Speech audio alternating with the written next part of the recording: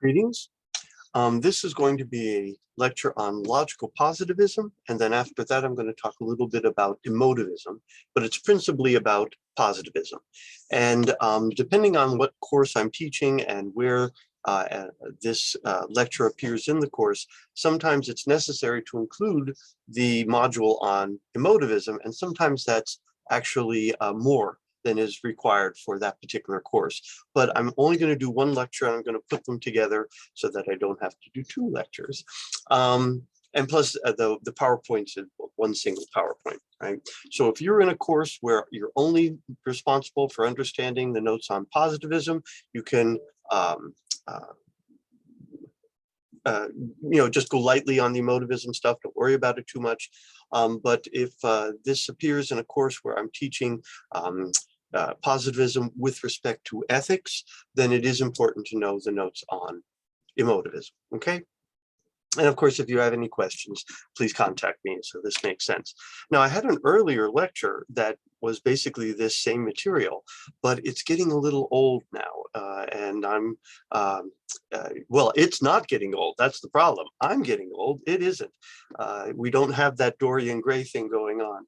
So I figured it's time to refresh and re-record. So without further ado, let me share my screen. Where do I, yes, here we go. And as I say, we're going to be looking at logical positivism and emotivism. So logical positivism followed what was called the linguistic turn in philosophy. So once it was realized that truth is a relation which holds between sentences and the world, many traditional questions of philosophy were recast into questions about the relationship between our language and our experience of reality.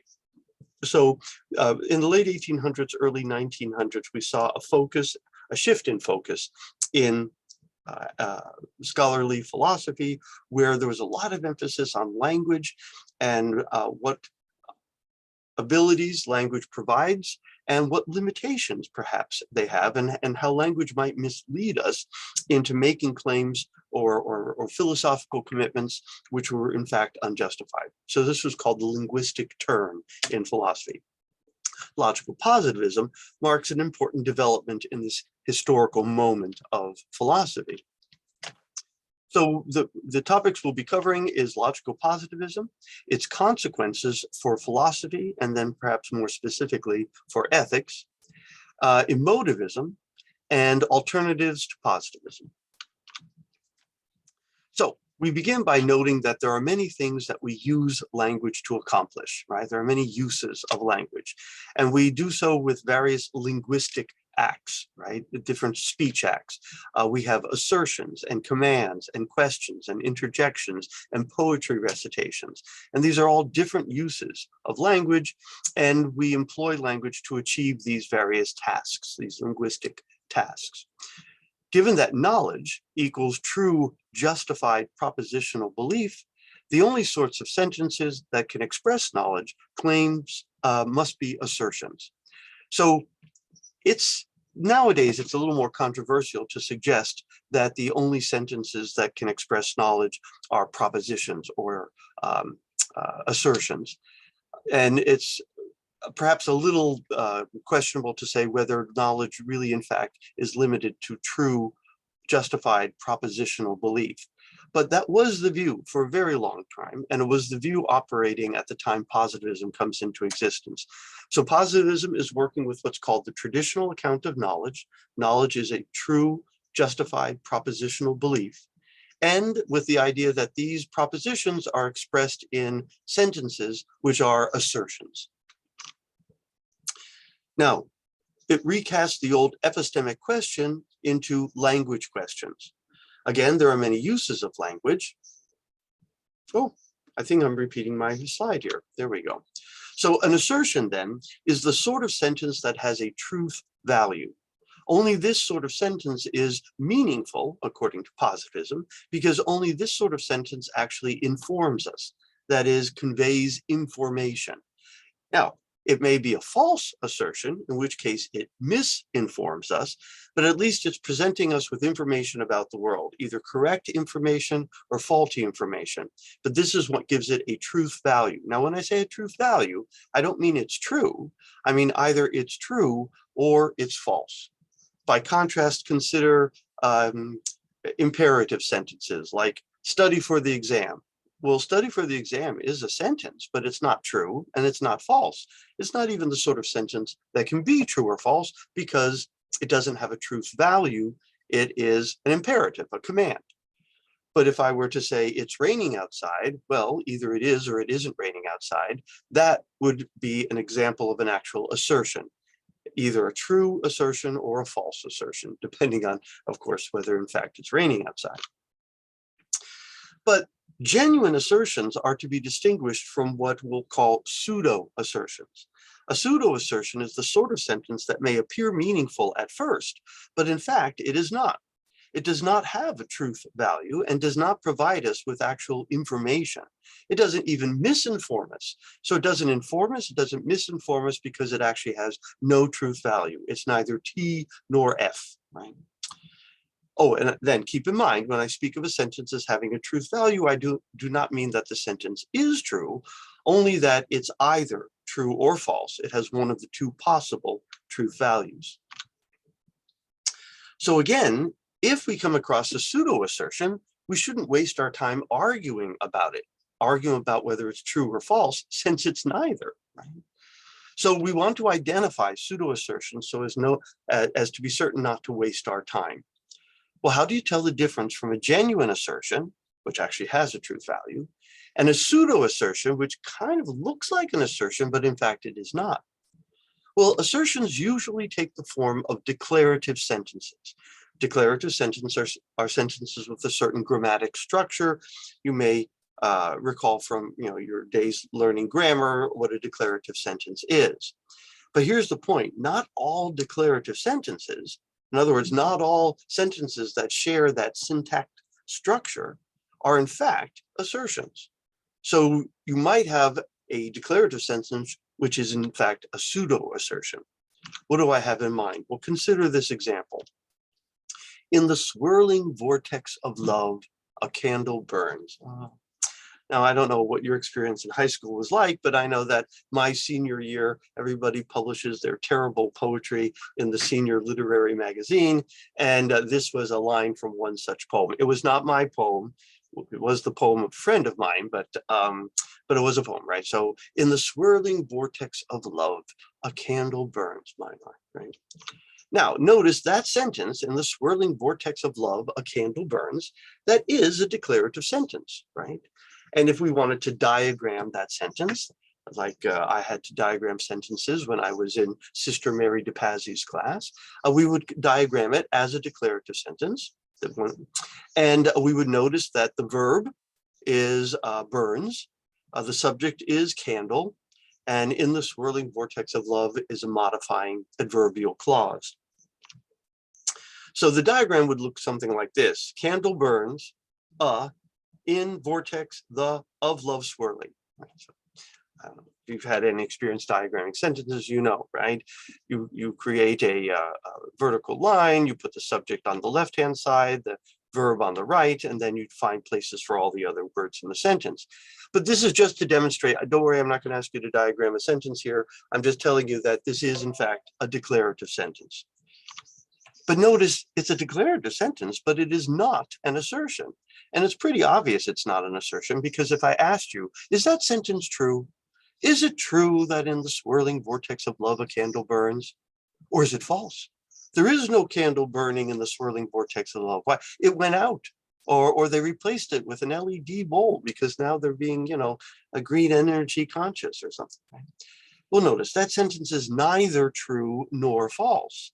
So it is at best a pseudo-assertion. To be perfectly honest, I'm not even sure it's a pseudo-assertion because probably no one would be fooled. But if someone were fooled and thought that that sentence had a truth value, they'd be mistaken. It's not a genuine assertion. It's at most a pseudo-assertion. But notice, take this sentence: in the room next door, a candle burns. Well, that is an assertion. Well, what's the difference between the two sentences? Well, before we talk about what the difference is, let's talk about what the difference isn't. It's not the grammar. The grammar is exactly the same. The syntax is exactly the same. The diagram for that sentence would look very similar to the diagram for the previous sentence. Notice, candle burns in room the next door. So yeah, it's a declarative sentence just as the previous one was. Further, consider some more sentences and ask yourself whether they are expressions of genuine assertions or pseudo-assertions. Why gives you all the goodness of garlic? There's a product on the market. It's been on the market for at least the last 25 years. I've been giving this lecture, I think, for 25 years, maybe longer now that I think about it. And Kwai is a dietary supplement, and I guarantee that if you went to CVS right now and looked for Kwai, you would find it. And you could purchase a bottle of Kwai. And you might say, well, what would motivate me to go and spend my money and purchase a bottle of Kwai? And I might tell you, oh, because Kwai gives you all the goodness of garlic. But what does that mean? Does it state something true? Or does it state something false, right? Is that false advertising? I'm telling you that Kwai gives you the goodness of garlic, and in fact, it does not. Well, I would submit that that sentence is not true and is not false. I would submit that that sentence is meaningless. It's not a genuine assertion. Now, they've used that sentence for the last 25 years to convince people to buy Kwai. And I think they've done so in a very effective rhetorical way, but not because they've given anybody any information or any real reason to purchase their product. That's one of the concerns of pseudo-assertions. Now, to be perfectly honest, positivism wasn't trying to beat up on advertisers, but it can be used as a way of examining the claims made by advertisements to see whether they're giving you genuine information about the product or not. Here's another such sentence, right? This product was scientifically formulated to help you manage your hair loss situation. What is that saying? History is the unfolding of consciousness to itself and for itself, where the absolute presents itself as object and returns to itself as thought. That sounds very impressive. It kind of sounds deep. And some might suggest that that's a deep philosophical claim. But I will tell you that the positivists would have regarded such a claim as a meaningless utterance, not a genuine assertion. With elastine, you'll see an average 28% in younger looking skin. Oh my gosh, 28%, my goodness, that's almost a third, right? Is that reason to buy elastine? Well, it depends on whether you think it's telling you anything.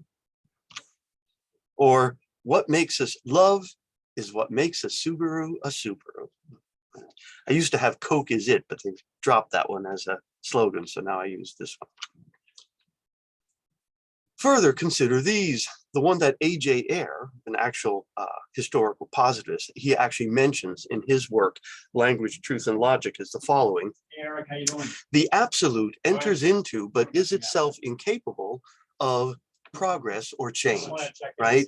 So that was a sentence taken from the philosophical writings of F.H. Bradley, who was a prominent British idealist at the time.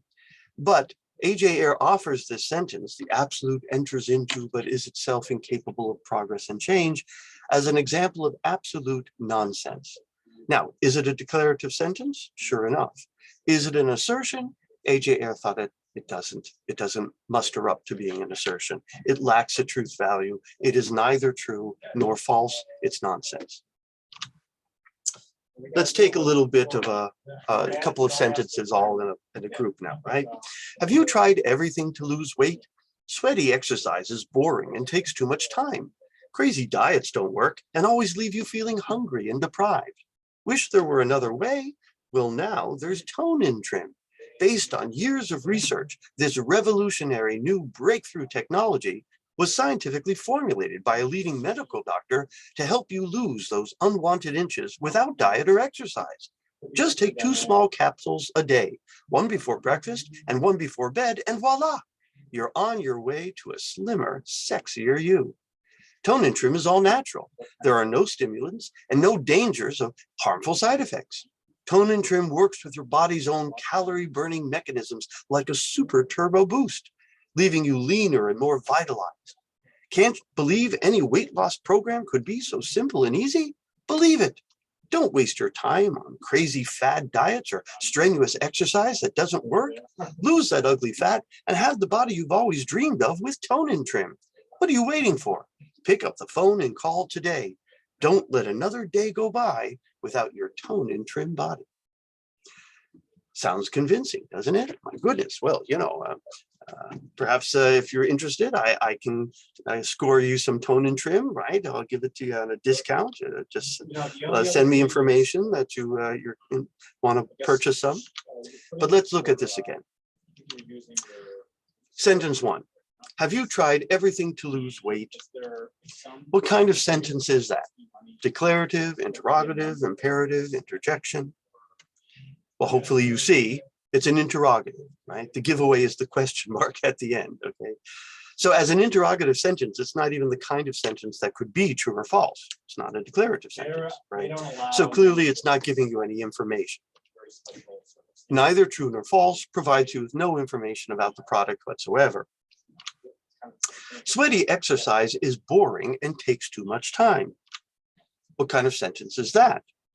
Well, that is a declarative sentence, right? What's the subject of that sentence? Exercise. What's the verb of that sentence? Is. What's the predicate? Adjectives, boring, takes too much time. Okay. So it is a declarative sentence. Now, is it a declarative sentence that is an assertion about the product being sold? No. So even if it's a declarative sentence, and even if it's an assertion, it's not providing you with information about the product. So I'll grant that it's an assertion of some sort, but it's not an assertion about Tone and Trim. It's an assertion about exercise, not the product being promoted. And thus it tells you nothing about the product. Next sentence. Crazy diets don't work and always leave you feeling hungry and deprived. Sort of sentence? Well, hopefully you see it is a declarative sentence. What's the subject? Diets. Strictly speaking, it's diets crazy, and do is the verb here, right?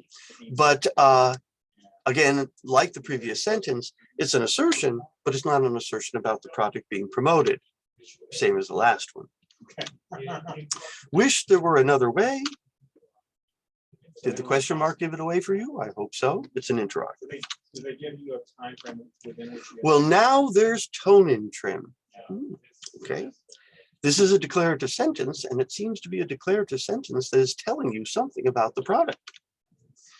However, what is it saying? What is it telling you about Tone and Trim? Tone and Trim exists, right? I Tone and Trim, okay? Okay, that's nice to know. Rather than buying imaginary stuff, you're actually buying existing stuff. I guess that's a plus, but I'm not sure that still would motivate me to purchase it. Based on years of research, this revolutionary new breakthrough technology was scientifically formulated by a leading medical doctor to help you lose those unwanted inches without diet and exercise. What kind of sentence? It's a declarative sentence. And it probably is an assertion about the product because it seems to be referencing Tone and Trim, right? But what is it telling you? What does it mean to be scientifically formulated? What does that phrase mean exactly? Leading doctor, in what respect a leading doctor, right? He was a grand marshal in a parade, perhaps? And while it tells you the intent of the doctor who created the product, right, intended to help you lose weight without diet or exercise, it doesn't claim that that intention ever was successful. Right? Maybe it was her intent to do so, but she simply wasn't successful in her intent. For all we know, her intent was to help you lose weight with the power of a placebo and the power of suggestion. Bottom line, what is this sentence really telling you about Tone and Trim? Probably nothing worthwhile. Just take 2 small capsules a day, one before breakfast and one before bed, and voila. What sort of sentence is this? I'll give you a moment. Well, it's not a declarative sentence. It's not an interrogative. It's not an interjection. It's an imperative, right? It's a command where you're telling someone to do something. Take 2 small capsules a day, right? But imperatives, like interrogatives, imperatives are neither true nor false. They're commands.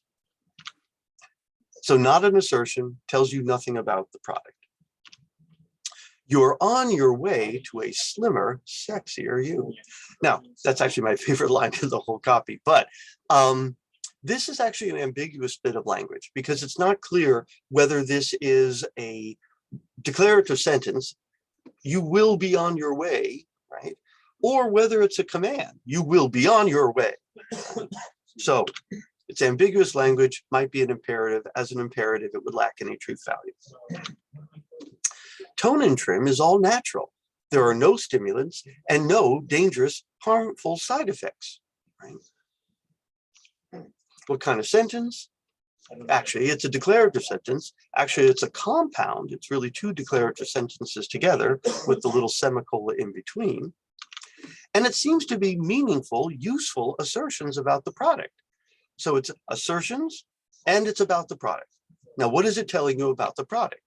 Well, it's telling you that there are no stimulants and there's no danger of harmful side effects. I take that to be important, useful information, but is that motivation to purchase the product, right? I mean, hey, this won't kill you, so buy it. But why would I buy it? It won't kill you, okay? Yeah, it won't kill me, that's great, but still, why would I buy it? Again, water has no stimulants and no harmful side effects. So are they selling you water? Is that what this is? Tone and trim works with your body's own calorie burning mechanisms like a super turbo boost, leaving you leaner and more vitalized. Now notice I have something in bold there, bold italicized, right? The English majors might immediately recognize this, or if you actually just were good in English in high school, you might recognize that like a super turbo boost is a simile. And similes are poetic uses of speech. They're figurative uses of speech. Well, that means it robs the sentence of literal meaning because it's substituting figurative meaning. Like a super turbo boost is a simile, a poetic figure of speech, which robs the sentence of any literal meaning.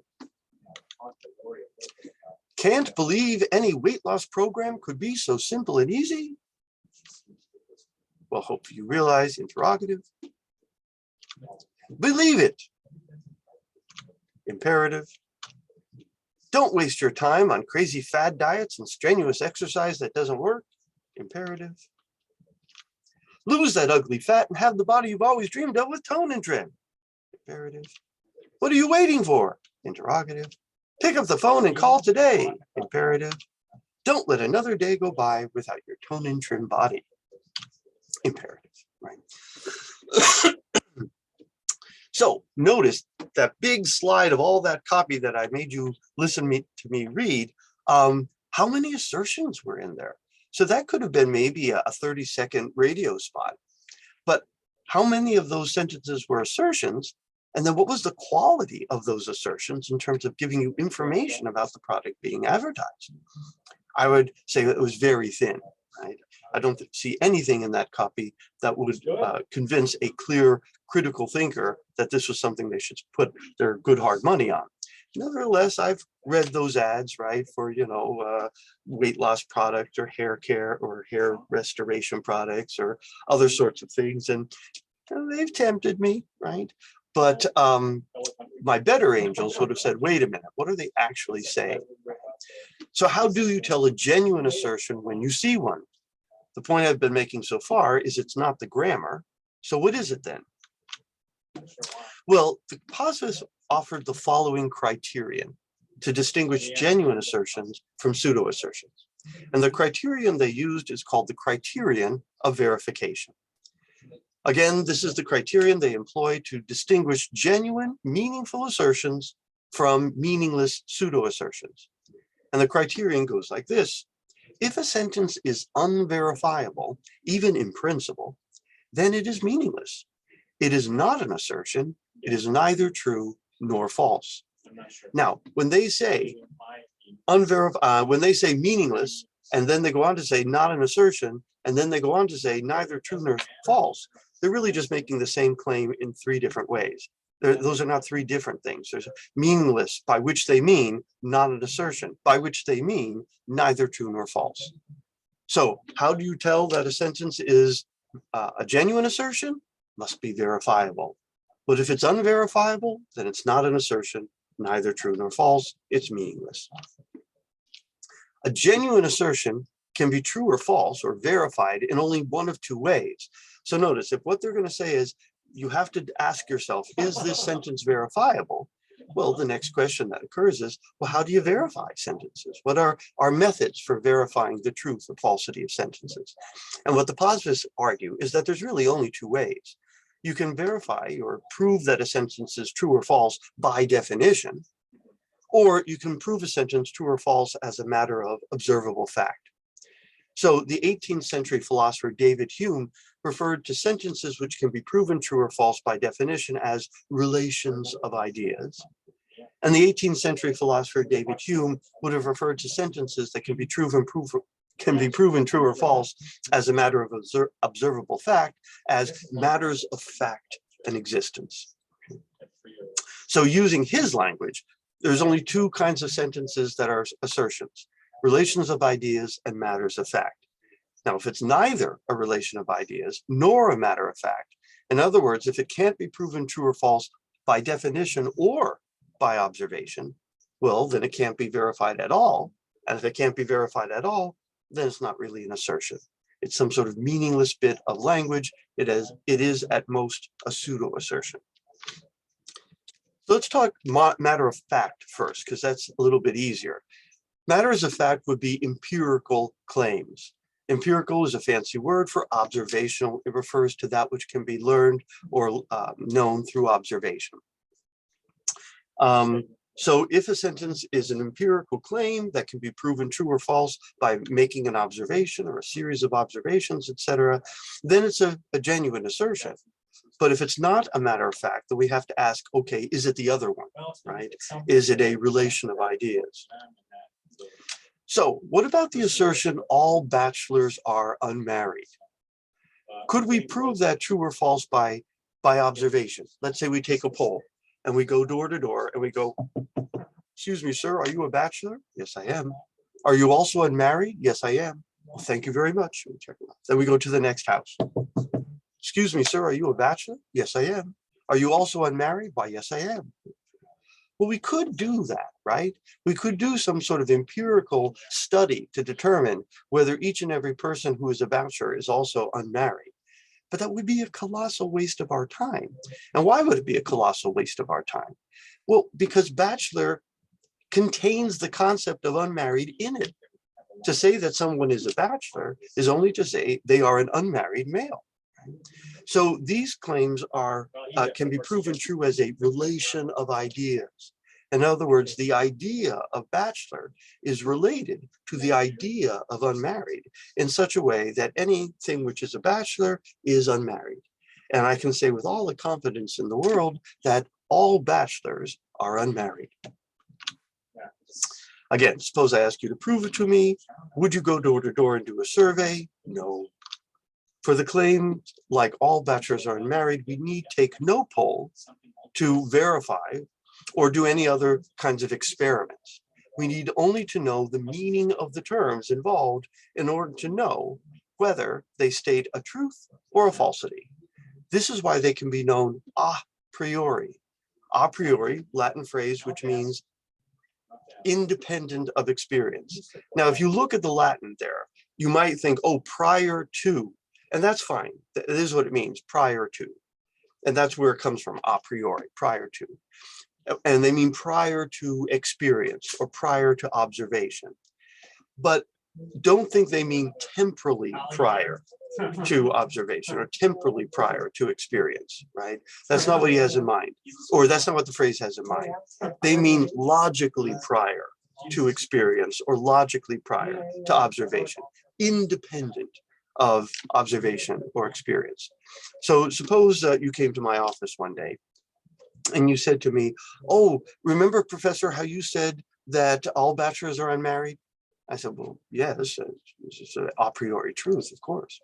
You go, oh, well, you know, I have a friend and he's a bachelor, but he's married. I go, you do not have a married bachelor friend. He goes, yes, yes, I do. I know you said that. So I've brought him to campus. He's right here out in the hall. Come out into the hall and meet my married bachelor friend.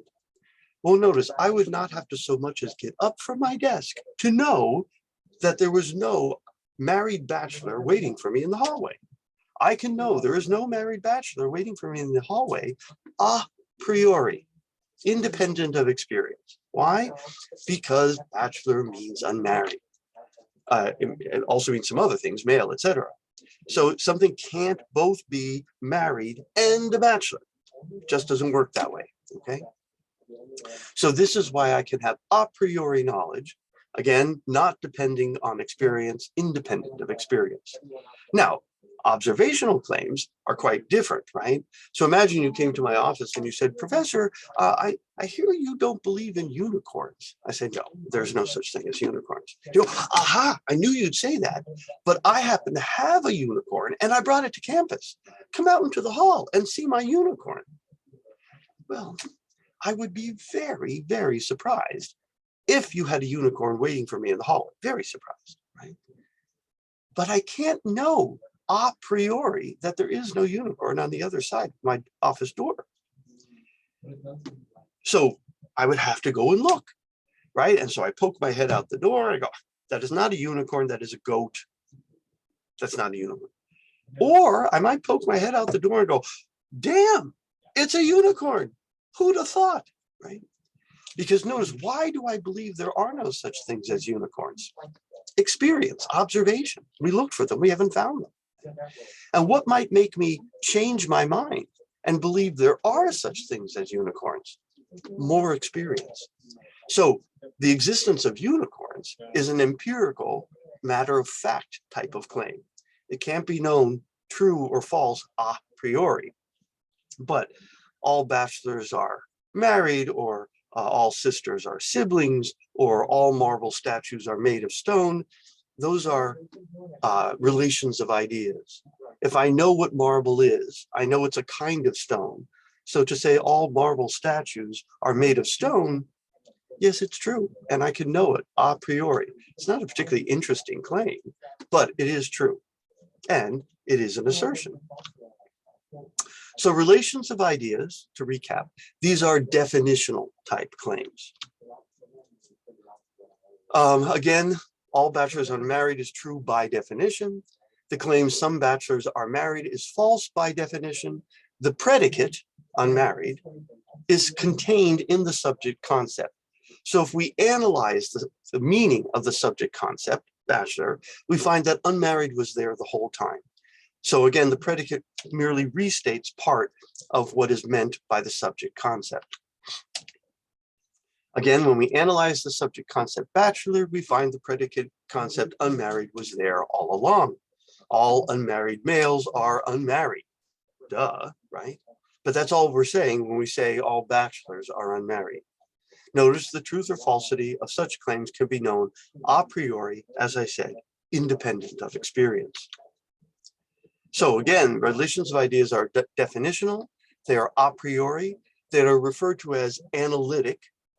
Why? Because analyzing the subject reveals that the predicate is already present. Notice they are A equals A claims, right? I'm not really doing anything interesting when I do these kinds of claims. They are non-augmentative, right? So they're not increasing your knowledge. Imagine you go home today and your mother goes, oh, what did you learn in your philosophy class, dear? And you go, oh, mother, such fascinating things. I learned that all bachelors are unmarried. I learned that all marble statues are made of stone. I learned that all vixen are foxes. Your mother would be very disappointed. She'd probably tell you to go and get your money back from FIU.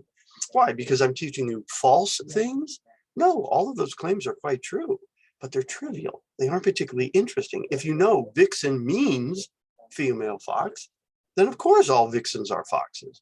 So that's, again, what's meant by non-augmentative. They're not increasing their knowledge. Now, a little wrinkle occurs with statements of math and geometry, right? The interior angles of a triangle are add up to 180 degrees, right? That seems to be an a priori claim. It's not a claim we gain through observation. It seems to be a claim that we gain through reason and by contemplating the definition of a triangle, a closed plane figure having three sides, maybe certain other axioms, right? And yet it doesn't seem to be trivial in the same sense, right? It seems, I mean, I don't know about you, but it took me a long time to work out some of the implications of the definition of a triangle. So many philosophers, though not all philosophers, have regarded math and geometry as analytic, what David Hume would call relations of ideas. They certainly do seem to be a priori sciences. By contrast, though, we have matters of fact. These are empirical. They are not a priori. They are synthetic. They are not analytic. They are A equals B claims, not A equals A claims. So when I say something like all swans are white, well, white doesn't mean swan. Swan doesn't mean white. Swan means swan. White means white. And so I'm saying every A is a B. Now, in order to tell whether that synthesis, every A is a B, whether that synthesis actually holds, you have to go out and look at the world. So notice you can't know that every A is a B a priori. You can know every A is an A priori, but if it's genuinely a synthetic claim, it can't be known a priori, and it requires observation to verify. And yes, that synthesis does in fact describe the world, or to falsify, that synthesis does not hold. So for instance, for a long time, we really thought all swans were white. And why did we think all swans are white?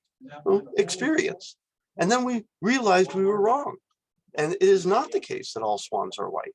And why do we believe that?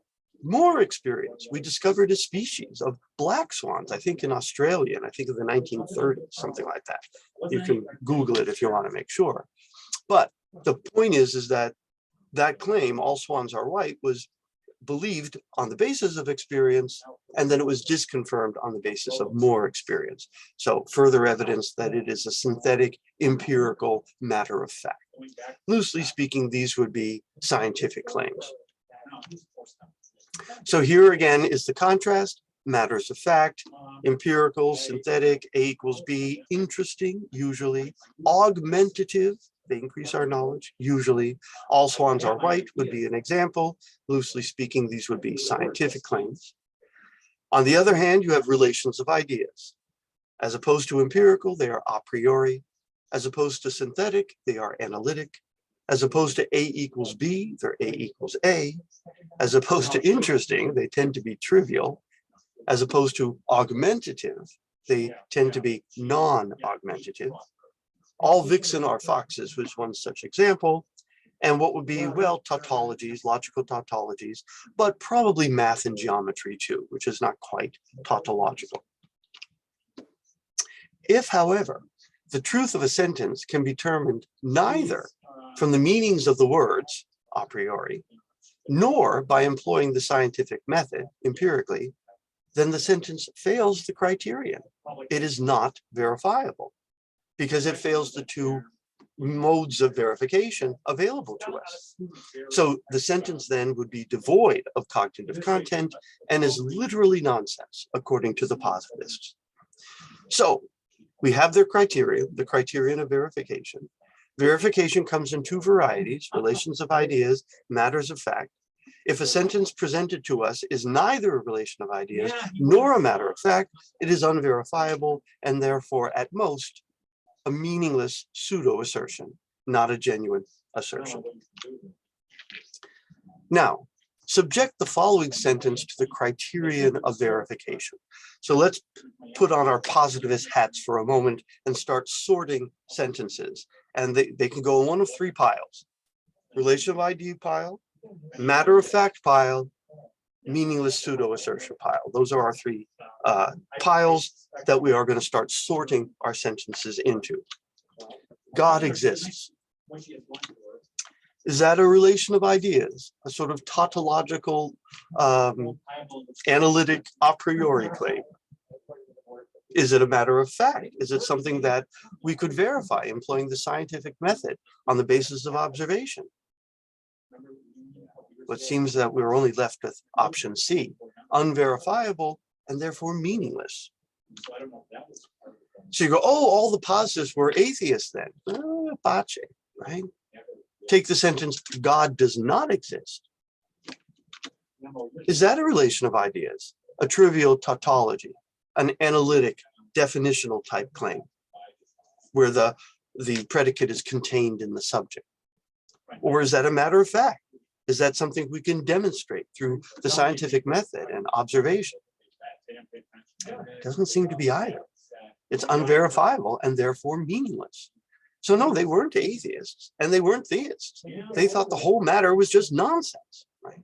From their vantage point, they go put an atheist and a theist in the room, right? Here they are, and say, okay, what do you two disagree about?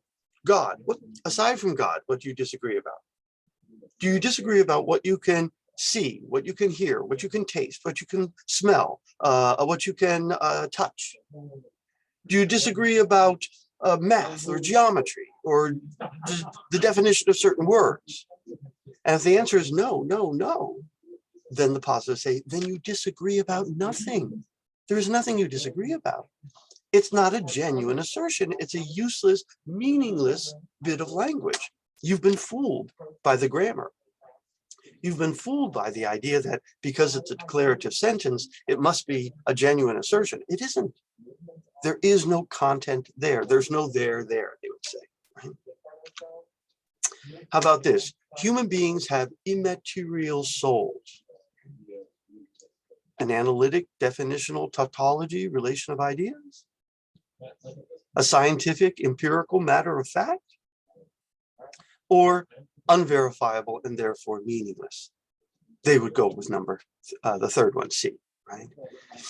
In fact, the whole discipline of metaphysics is called into question. That we can have metaphysical disputes. Or how about this? Plagiarism is wrong. Is that an analytic relation of ideas? Or is that an empirical matter of fact? Or is that too an unverifiable and therefore meaningless pseudo-assertion? They would say that. The personality has three parts: the id, the ego, and the superego.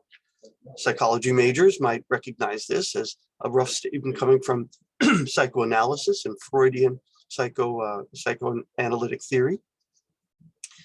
But the positivists wouldn't have been very fond of, and weren't, frankly, they weren't very fond of Freudian analytic theory. And why is that? Well, is that sentence a relation of ideas, a tautology that is proven definitionally? Or is it a matter of empirical fact? Can we get a personality on a microscope slide and see whether in fact it has three parts? Maybe it has 7 parts.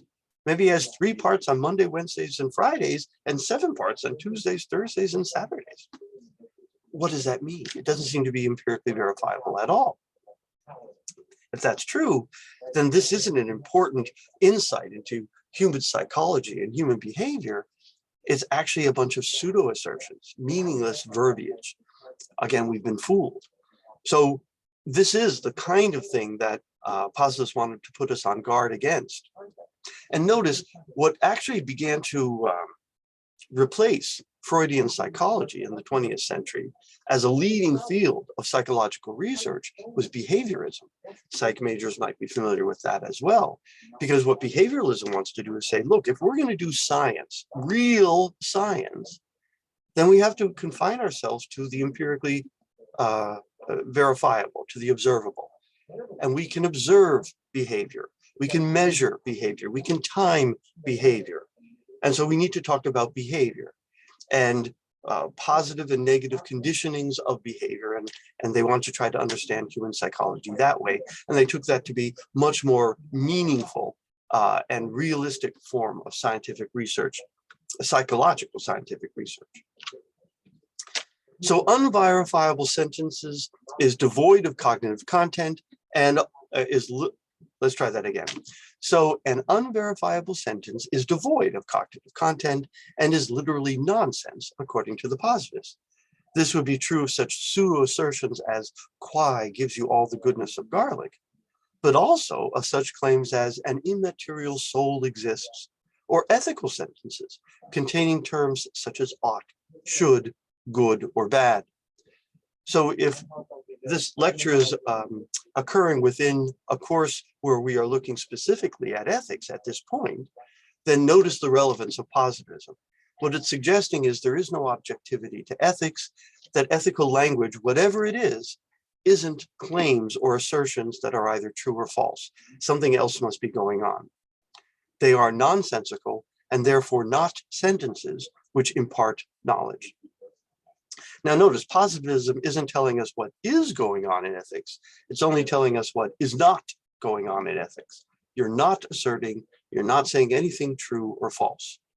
But notice, many, perhaps all, of the traditional philosophical questions and answers to these questions turn out to be meaningless on positivist grounds. So when you start considering the various branches of philosophy, the positivists are starting to prune this tree of philosophy rather severely, right? So natural theology as a branch of philosophy, off it goes. And why is that? Well, theological sentences don't seem to be verifiable, right? They're not relations of ideas, they're not matters of fact, they all turn out to be meaningless on positivist grounds. Metaphysics as a branch of philosophy, off it goes. Why? Metaphysical claims such as immaterial objects exist. They're not scientific claims, they're not math, they're not geometry, they're not logical tautologies, meaningless. Aesthetics as a branch of philosophy, off it goes. Take the sentence, the Miami City Ballet is a better ballet company than the San Francisco Ballet. Well, these are neither of the, I mean, that sentence is not a relation of ideas, it's not a matter of fact. You see where this is going. And then finally, ethics as a branch of philosophy, it's off. Why? Because abortion is wrong, is neither true nor false.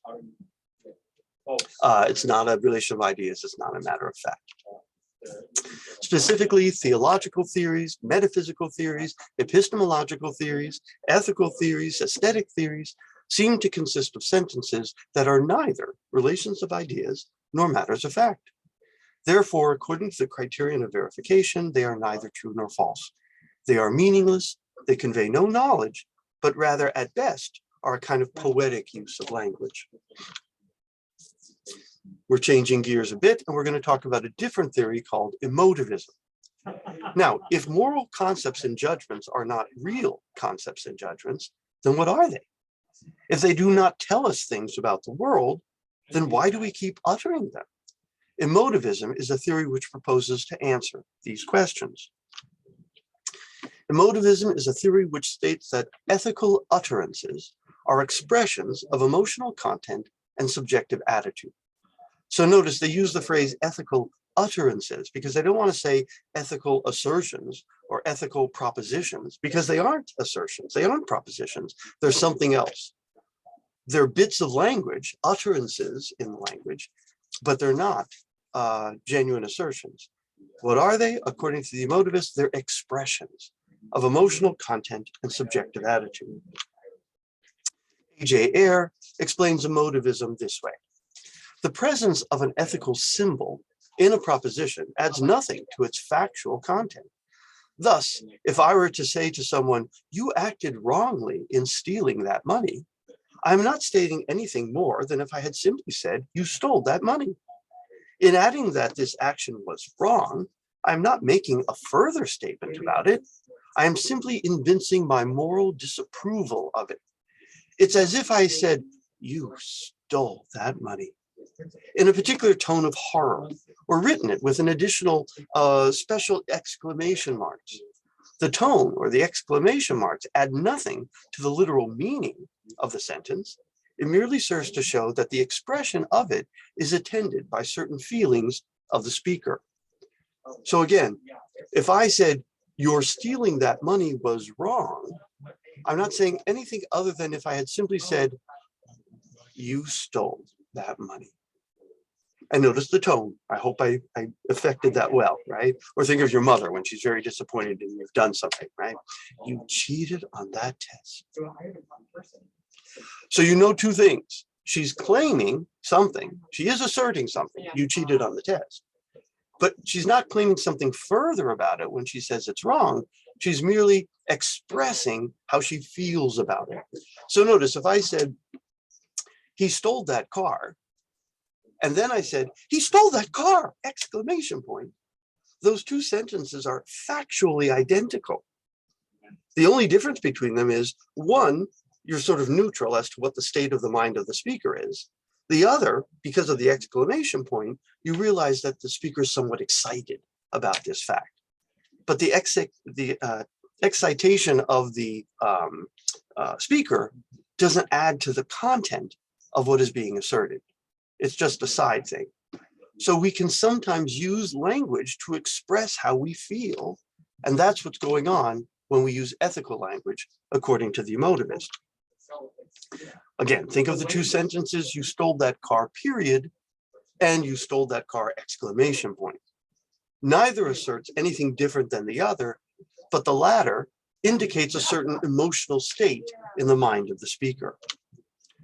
Again, were I to say you're stealing that car was wrong, it would be the same thing as saying you stole that car with a new punctuation mark. We could call it the wrongness mark. I made this one up. Maybe I should copyright it, right? But we could call it the wrongness mark. And it only serves to indicate the state of mind of the speaker, right?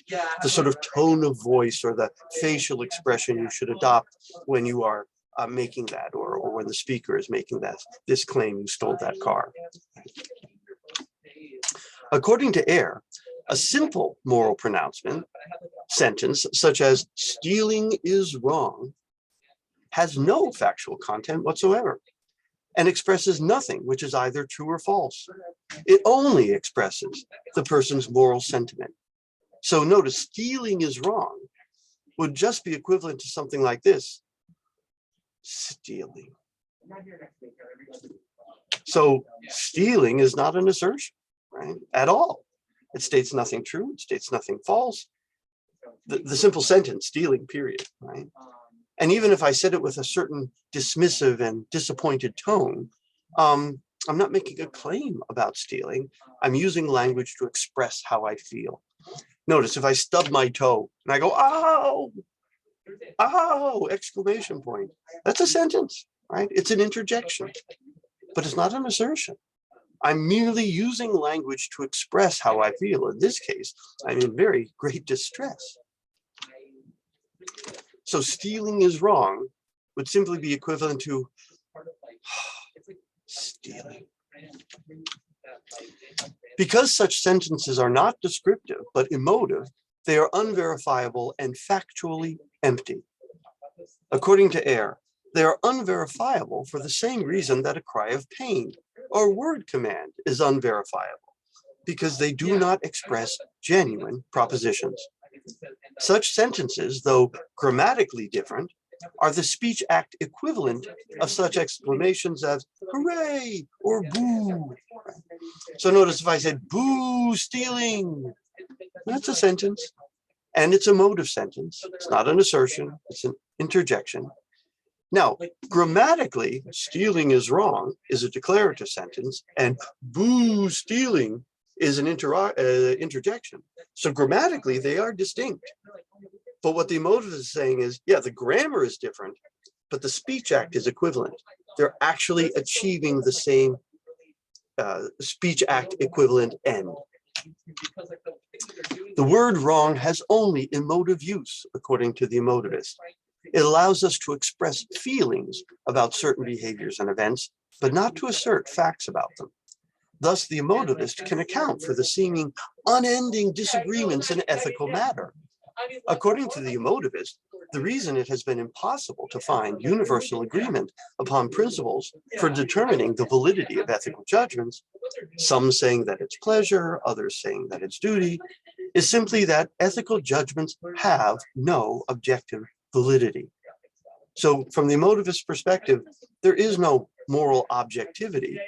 There is no objectivity because there are no moral facts. there's nothing to be morally right or wrong about. Ironically, the emotivist can account for the unending moral disagreement by denying that there really has ever been any moral disagreement. Note that a curious consequence of this view is that there are no, nor have there ever been, nor could there ever be any real ethical disputes. Why is that? Because there's no facts. So there's nothing to be right or wrong about. There are no facts to be disputed. The anti-abortionist activist who says abortion is wrong, and the pro-choice activist who says abortion is not wrong, really don't disagree about anything. Yes, they do. They disagree about abortion. They don't disagree about any facts. Notice, if that really were the problem, a disagreement about fact, then it could be settled. We would just do the science, or we would just do the math, or we would just do the logical analysis, and we would settle the dispute. Why does this dispute continue? Well, the emotivist would say, because they don't disagree about any facts. They don't disagree about how many people approve or disapprove of it. They don't disagree about where it's legal and where it's not legal. They don't disagree about any of the medical facts, etc. They disagree not at all, right? They are just cheering for different teams, right? Imagine we're watching a basketball game together, and you're rooting for the one team and I'm rooting for the other. And your team scores a basket and you go, yay. And my team, of course, now is down 2 points and I go, boo. Do we disagree about any facts? No. There's a clash of subjective attitude, right? I'm disappointed by the facts. I'm displeased by the facts. You're thrilled by the facts. But that's not a factual dispute between us. We're reacting to the facts differently. And there's a clash, an emotional, subjective clash between us, but it's not a genuine dispute. It is impossible to argue about purely ethical matters from the emotivist's point of view, since there are no ethical facts about which to disagree. According to the emotivist, in such cases, there is only conflicting reactions to the facts. Although in such confrontations, there may be a clash of subjective attitude, there can be no actual factual dispute. Now, the theory of emotivism is closely related to a different theory called subjectivism. It's very closely related to emotivism. Subjectivism is a theory which states that ethical utterances are assertions about emotional or other subjective states of the speaker. So it's closely related to emotivism, but it is importantly different. Notice, for the emotivist, stealing is wrong is the speech act equivalent of stealing. Stealing, the thing on the right-hand side, is clearly not an assertion. Why? Because it's not even a declarative sentence, right? But for the subjectivist, stealing is wrong is equivalent to the sentence, I disapprove of stealing. Now, I disapprove of stealing is awfully close to stealing, but it's not quite the same. Notice, I disapprove of stealing is a declarative sentence. It's not an interjection. Beyond that, it is a declarative sentence, which is either true or false. Either I, in fact, do disapprove of stealing, or I, in fact, do not disapprove of stealing. So for the subjectivist, the sentence stealing is wrong is equivalent to a genuine assertion, a true or false claim. But what makes that sentence true or false is no fact about stealing. What makes that sentence true or false is a fact about me. That's why it's called subjectivism. So this is just to make the point that stealing, the interjection, and that's how emotivism sees moral language, is not the equivalent of I disapprove of stealing, which is how the subjectivist sees moral language. Are they very similar? Yes. Is it a big difference that I'm going to worry about in this class? No. But it is a difference, and I think it's worth mentioning. So again, granted, these two views of ethics are very similar, but notice the interjection is not an assertion, but the I disapprove of stealing is an assertion. But I said all that, so I'm going to move on. And I'm moving on. Oh, I will go with the second bullet here, though. What these two different views have in common is that ethical utterances provide us with no objective information about the behaviors in question. Right? Neither of those renderings give us any objective information about stealing. Perhaps they give us no information whatsoever. That's what the emotivist would say. Or perhaps they only give us information about the speaker. That's what the subjectivist would say. But they don't give us any information about the behavior in question. Problems with emotivism. Nevertheless, it seems to be otherwise. First, the emotivist must deal with all the problems of relativism. And if you wonder what the problems with relativism are, see my notes on relativism. But second, the emotivist cannot account for, I think, a real important difference that occurs between moral language and sentences which express matters of pure taste, right? So there is a difference, I think, between ethical sentences and sentences which are really expressing pure taste. But the emotivist can't account for that. What do I have in mind here? Well, consider the sentence, "Peaches are delicious." Now, I think we might readily accept that this sentence, "Peaches are delicious," is more or less the linguistic equivalent of "yum, peaches." And no one would try to argue that peaches are delicious, right? I certainly would. So if you don't care for the taste of peaches, I'm not going to argue with you about it. One readily recognizes that this is a matter of pure taste where argument is irrelevant. So if you dislike the taste of peaches, it's not because you've reasoned to the fact that peaches don't taste good. No, you just don't care for them. Right? And so no amount of reasoning or argument is going to change the way they taste for you. Further, no one's ever changed his mind or her mind about matters of pure taste because of an argument. Learning more facts about peaches or whatever would not really change the way they taste to you, at least not in any reliable way. So I'm making the point that in matters of pure taste, we don't employ argument, and even if we tried to, they wouldn't be very effective. But notice a dissimilarity then. This is disanalogous with actual moral judgments. In moral arguments and moral disputes, we do offer reasons in support of ethical judgments, and we expect those reasons to be effective in forming the ethical judgments of others. So that's a difference in behavior, but also there's a difference in effect. Sometimes those reasons are effective, and I can change people's minds when I engage them and I give them more information about the behaviors in question, etc. A third disanalogy with matters of pure taste is that we expect of ourselves and of one another logical consistency with respect to our moral judgments. We expect that like cases be decided alike, and where we find two cases differently, it's important for us to distinguish what is the morally relevant difference between the two. But we don't hold ourselves to that same standard in matters of pure taste. So take, for instance, the car make Miatas, right?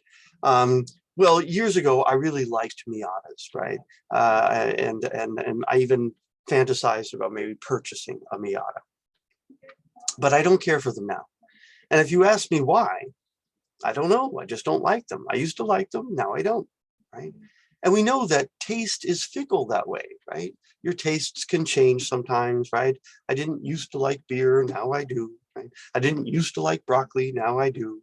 I used to like very sweet desserts. Now I don't, right? But if I told you that I used to think abortion was wrong, but now I don't think abortion is wrong, and you asked me why, well, you demand a better response than, I don't know, I just don't. Oh, what changed? What was the pivot point? Why did you go from that previous judgment to this new judgment? So I'm pointing out that there's simply a disanalogy with matters of pure taste and moral matters. We expect a kind of logical consistency and rigor in ethical matters that we don't hold ourselves to or one another to in matters of pure taste. Also, one might plausibly say peaches are pretty much the same as nectarines, and I like nectarines, but I don't like peaches. And you might think that was a little strange. Oh, if you like nectarines, I would have thought you liked peaches, but that's how it goes. But who would make the claim that abortion is pretty much the same as murder, and murder is wrong, but abortion is not wrong? Oh, wait. You would demand then, what is the difference? That seems to be an inconsistent triad. Either it is not the case that abortion is pretty much the same as murder, or is not the case that murder is wrong, or is not the case that abortion is not wrong. You can't hold all three consistently, right? Again, where you are judging two cases alike, you have to tell what the morally relevant, where you're judging two cases differently, murder is wrong, abortion isn't, you have to say what the morally relevant difference is. This is a principle of rationality that we hold in ethical matters. And again, we don't hold that in matters of pure taste. So I'll give you another example. I like banana bread. I like banana cream pie.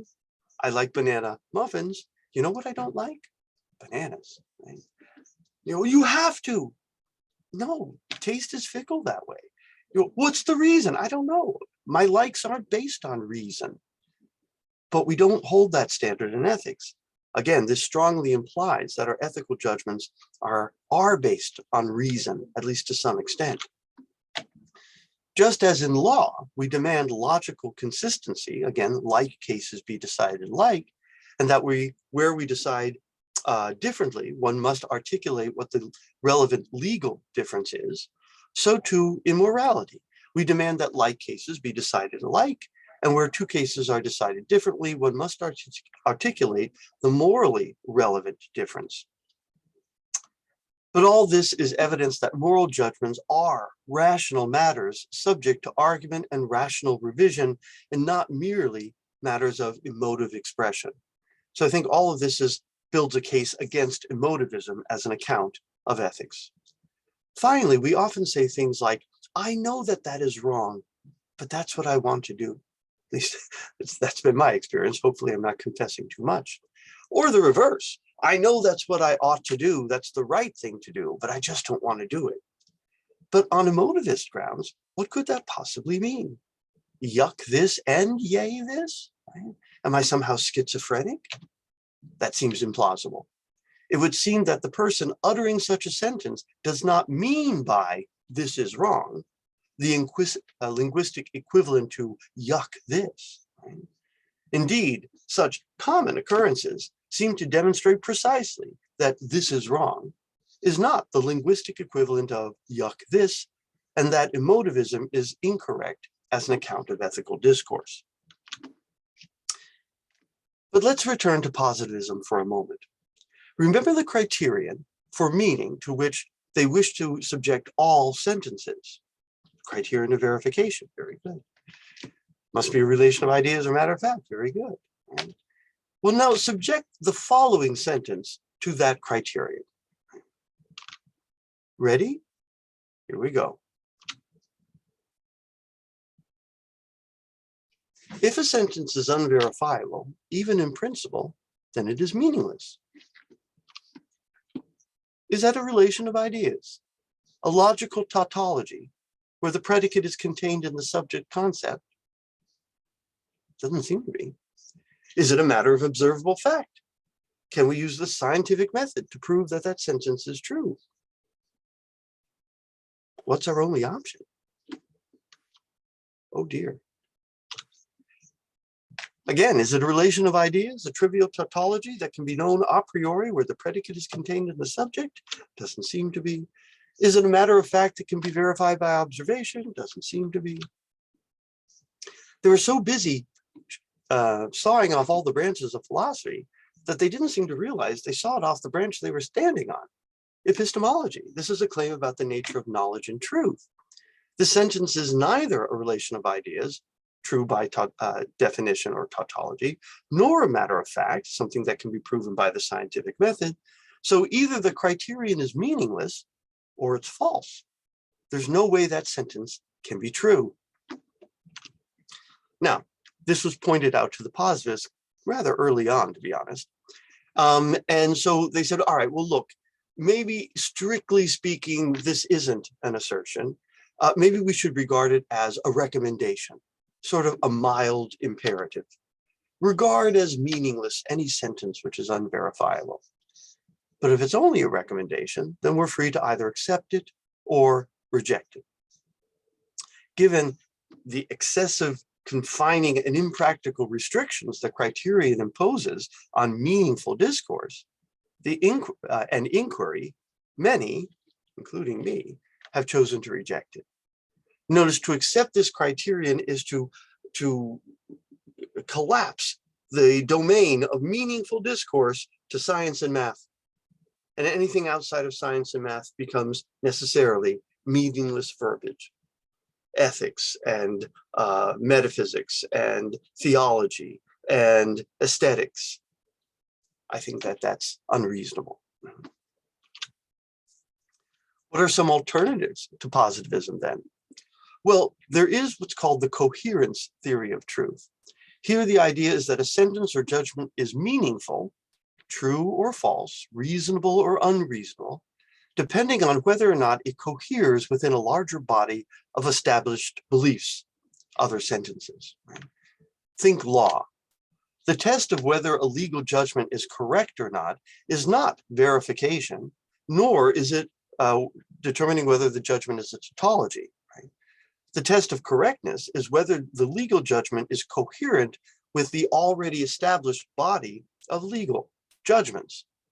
And so the correct legal judgment to embrace is whatever judgment is most coherent with the body of already accepted legal precedent cases and legal principles. Well, we might think of ethics in the same way. The correct ethical judgment is whatever ethical judgment is most consistent with our already established body of ethical cases and ethical precedents. Alternatively, there might be the pragmatic theory of truth. Here, this would be roughly John Dewey's account of ethics. The idea here is that a sentence or judgment is meaningful, true or false, reasonable or unreasonable, depending on whether or not that is useful in solving relevant problems. Think psychoanalysis here, or perhaps for that matter, more broadly, science. So notice, defenders of psychoanalysis don't defend psychoanalysis by saying, oh, yes, we can do empirical investigations to verify it, nor do they want to say, yes, these are all logical tautologies, a priori claims. No, what they want to say is employing this theoretical structure and the language which goes along with these theoretical structure, talking this way, we can help people get better. We can heal mental illnesses by using concepts such as id, ego, superego, neurosis, these sorts of things. And by employing these theoretical terms, we can actually do practical good. So what recommends the theory, and therefore what recommends the sentences within that theory, is its practical usefulness. A third attempt might be to say the ideal observer theory. Here, to say X is wrong is only to say this: normal, healthy, informed, sensitive, and impartial persons would disapprove of X. Here, there is a similarity to subjectivism, right? Notice to say X is wrong, according to the subjectivist, is to say I disapprove of it. When I say X is wrong, I'm saying I disapprove of it. Well, the ideal observer is saying it does have something to do with subjective reactions. And it has more to do with subjective reactions than objective states of affairs. But it's not like any subjective reactions. To say that something is wrong is to talk about the subjective reactions of a certain class of observers, an ideal observer, one who is normal, healthy, informed, sensitive, impartial, that sort of thing. Notice, when I say seawater is salty, I'm not merely saying I get a salty sensation when I taste seawater. When I say seawater is salty, I'm saying most normal, sensitive, informed, impartial observers, human observers in this case, would taste salt if they tasted seawater. I'm making a prediction about a certain class of observers and their subjective reactions. Right? Now, it could be that we have flawed observers, right? So someone who maybe just burnt their tongue, or someone who doesn't quite understand the English language, or someone who is just drinking very, very salty chicken soup. They might not be able to taste the saltiness of seawater, but that's because they're not normal, or they're not informed, or they're biased, etc. Right? But to say that seawater is salty is to say that the ideal observer would taste salt were they to taste it. In a similar account of ethics, the ideal observer theory is to say that X is wrong is to say that an ideal observer would disapprove of it if he or she were fully acquainted with all the facts. Notice this is almost a concession to the positivist criterion because it converts judgments into quasi-verifiable claims. That is, we could theoretically put a bunch of ideal observers in a room and poll them for their subjective responses, and thereby determine whether that action is right or wrong or neutral. If the majority of them disapprove, it's wrong. If the majority of them approve, it's morally permissible. And if there is no consensus, then it's not clearly right or wrong. Right? And that's all it means to call an action right or wrong, according to this view. And then finally, there might be the functional account of good. This is roughly Aristotle's account of good. To say that something is good is only to say that it does what it's supposed to do and does it well. A good shark, for example, is a shark that does what sharks are supposed to do, all the shark things, quite independently of whether anyone, I or anyone else for that matter, approve of it or not. Right? So to say that that is a good human being is to say that human being does what human beings are supposed to do and does it well. Right? Now, that does shift the question of good to questions of proper function. And we might then have to spend some time working out what we think the function of a human being is. What is it that human beings are supposed to do? But if you could do that, if we could come up with an account of what it is that human beings were supposed to do, then it would be an empirical matter to determine which human beings meet that criterion and which do not. In exactly the same way that if I know what a washing machine is supposed to do, then I can evaluate good washing machines and distinguish good ones from bad ones, excellent ones from pathetic ones. Right? Again, this is the sort of thing that Consumer Reports does, or Car and Driver, or Road and Track, or this sort of thing. The last two accounts of ethical judgments attempt to meet the positivist challenge by claiming that ethical judgments are verifiable, arguing that good is reducible to a natural, empirically inspectable qualities. Right? Hedonism and utilitarianism are two further examples. That move of taking ethical language and translating it into something that the empirical sciences can investigate is the project known as ethical naturalism. Naturalism is any host of movements within philosophy which maintains that the terms which inform traditional philosophical questions can be recast in or reduced to or redefined as empirical terms, such that the resolution to those questions can now be accomplished by the empirical sciences. And that brings us to the end of this presentation. I hope it was helpful to you. And naturally, if you have any questions, please do contact me. Have a good rest of your day.